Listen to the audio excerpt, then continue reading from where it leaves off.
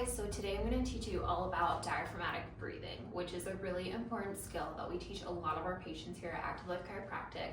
It's important because the core is the foundation for all of the movements that we do throughout the day.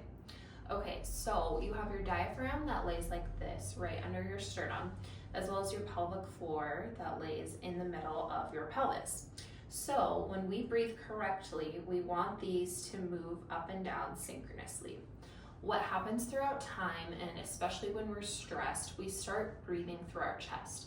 What that does is it causes us to tighten and tense through the muscles of the neck, the chest, which can lead to things like neck pain, headaches, and also it doesn't create the optimal intra-abdominal pressure that we want in the core to go about our daily movements every day. Also, what happens when we breathe in, our pelvic floor and diaphragm move downwards, letting your pelvic floor relax and lengthen.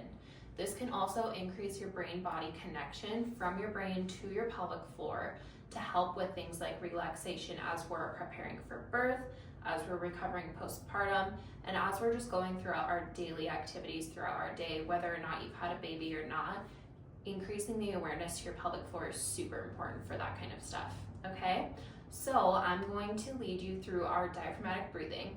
Now I want you to do this as much as you can throughout the day. You can do it seated or you can do it laying down. I'm going to show it laying down. So you can find yourself a comfortable position. This could be on your bed, your floor, your couch. And what I want you to make sure is that you're not rounding your low back so you have space in between the ground or wherever you are and your back, okay? We want to make sure that we tilt our pelvis backwards so that our back is flat against whatever we're laying from. From here, I want you to take one hand on your chest and one hand on your tummy, okay? A lot of times people breathe and you see their chest rise and fall. We want to make sure that we're not doing that. We want to make sure that we're only moving our hand that's on our belly, okay?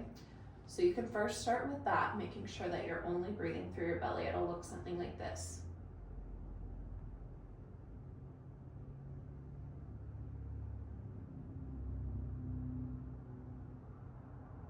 You'll notice that my hand that's on my tummy rises and falls, and this hand that's on the chest is trying not to move, okay?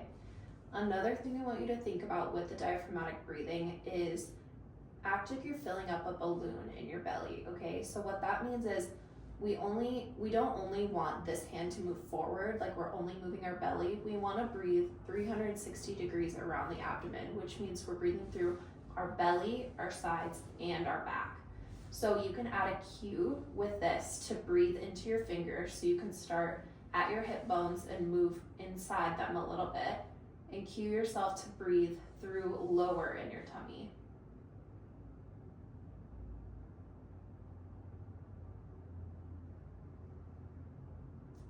You can also cue yourself to breathe through the sides.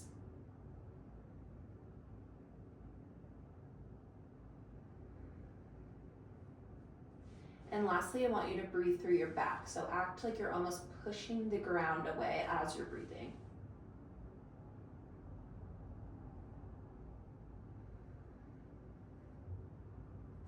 So once we get this mastered and down, we can start progressing the exercise to adding things like elevating your legs up. And then we can start adding things like marching. Those are exercises that we can progress with you in the treatment room as you get better at the diaphragmatic breathing. However, this is going to be the staple exercise in all of the things that we do throughout our life. So every time that you are exercising and you're doing a core exercise, I want you to start thinking about breathing through the belly and making sure that you're not bracing and holding the core tight, because we want to encourage relaxation, especially in the pelvic floor.